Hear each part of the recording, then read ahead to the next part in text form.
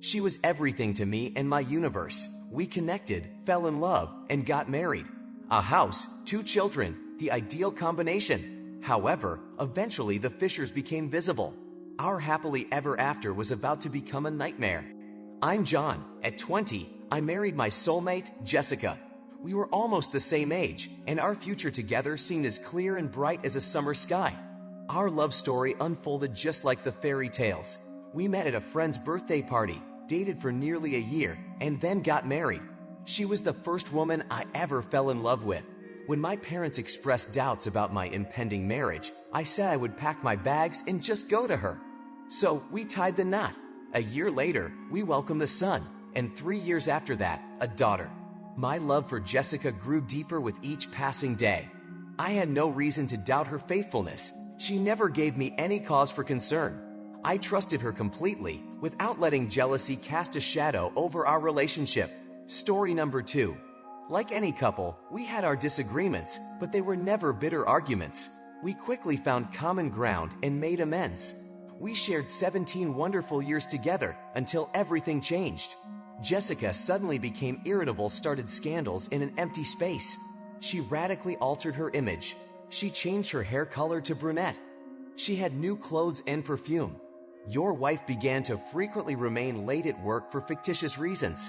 Our marriage was in decline. Such shifts in family dynamics could hardly occur by chance. I started thinking and concluded that it all began after the reunion. Something happened at the reunion that affected my wife. In my inquiry regarding the reunion, I engaged with several of Jessica's former classmates who shared intriguing insights about her past. Notably, I learned that during her 10th grade, Jessica harbored feelings for a handsome and popular classmate named Benjamin. Their relationship, however, concluded after high school as he departed for another city to pursue his studies, subsequently marrying the daughter of a factory manager and starting a family. Jessica was sad, but soon she married me. So they lived parallel lives in different cities until Benjamin was relocated to our city and their paths met at a class meeting. They met, and their old love was revived. It's a relatively normal scenario that occurs all the time. So it went. They slept together that same night. They couldn't stop. Jessica sought any reason to be with her sweetheart. She came up with excuses that any secret agent would envy. I already knew the name and address of Jessica's lover. The only thing left to do was to catch the lovers in the act and end the story. I must say that I felt very bad. My love for Jessica had become mixed with a certain amount of squeamishness. Knowing that my wife had gone into the wrong relationship with another man left me with no prospect for a future with her. Still, before making a final decision about the fate of our family, I decided to talk to my wife first. I asked her directly about the lover. In response, she hysterically threw a grandiose scandal at me, accusing me of all the sins and most important things in her broken life. She called me a scumbag and said that not only had I ruined her life, but that I dared to question her honesty. I waited a few more days, and one evening, when my darling was late for work again, he arrived at the address where her Benjamin lived.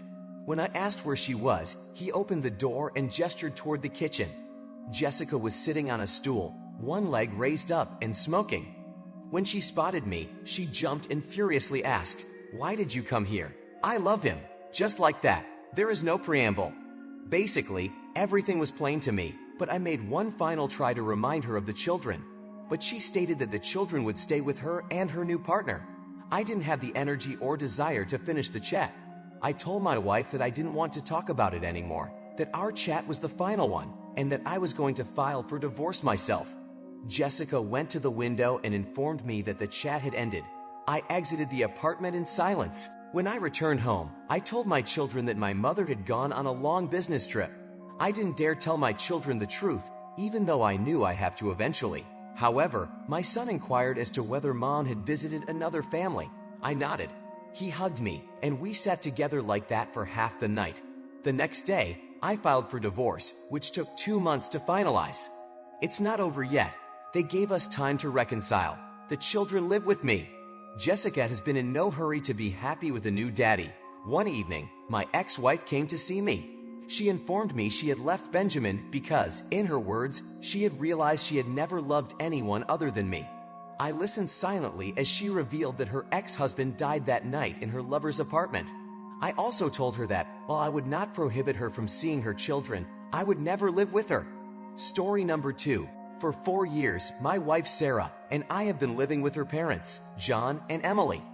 Our relationship is rock solid, and we vibe well with her folks, who are kind-hearted and hardworking.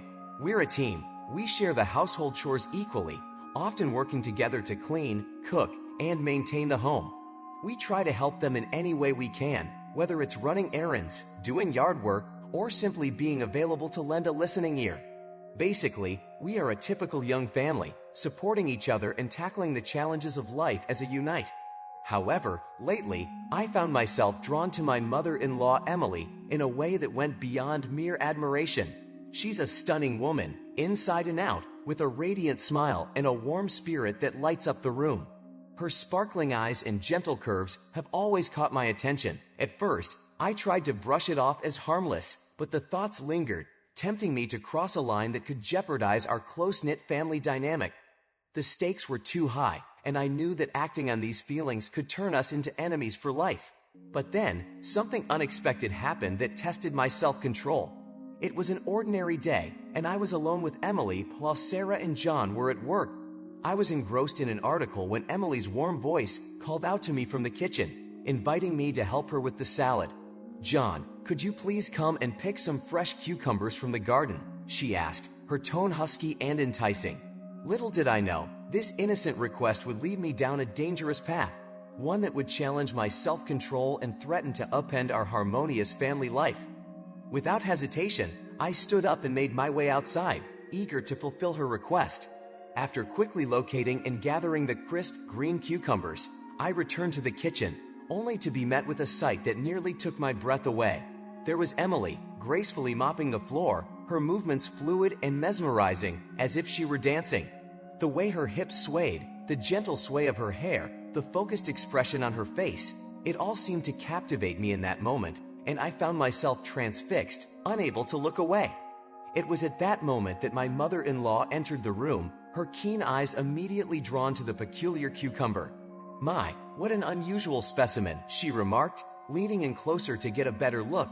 Her proximity caused my heart to race, and I found myself unable to tear my gaze away from her. As I placed the bucket of cucumbers on the ground, I found that I couldn't take my eyes off her. My mother-in-law, sensing something amiss, leaned over to inspect me and the cucumbers I had picked. One cucumber stood out among the others for its size, which made my mother-in-law exclaim.